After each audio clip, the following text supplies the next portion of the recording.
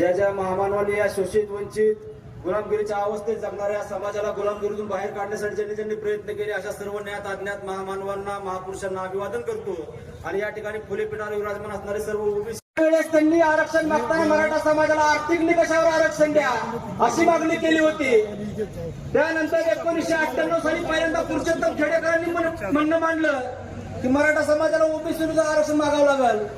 त्यानंतर ना हे महिला म्हणूनच नाही तर आज सगळेच आम्ही ओबीसी सगळे बांधतो 350 जाती त्यात तुम्ही बघताय की आज तुमच्या आरक्षणाला धक्का लागला जाणार नाही असं फक्त सांगितलं जाते। मग तुम्ही हा GR काढलाच का? जर तुम्हाला असं म्हणजे जातीमध्ये भांडणं लावायचे का? जातीमध्ये तेढ निर्माण करून तुम्हाला तुमची पोळी भाजून घ्यायची का? ह्याचा पण कुठेतरी सगळ्यांनी विचार केला पाहिजे। जर तुम्हाला ओबीसीचा एवढा कळवळा आहे तर तुम्ही पण म्हणजे हा GR काढताना चुकीचा काढला। प्रथमतः आम्ही हा GRचा निषेध करतो। काय तुमची पुढची दिशा कशी असणार? आता तुम्ही बघताय ओबीसीचे नेते आमचे भुजबळ साहेब ते कोर्टाची लढाई लढत आहेत। आज उद्या कोर्टात जे आमचा काही निर्णय होईल त्याच्यावरती आमची पुढची दिशा ठरेल।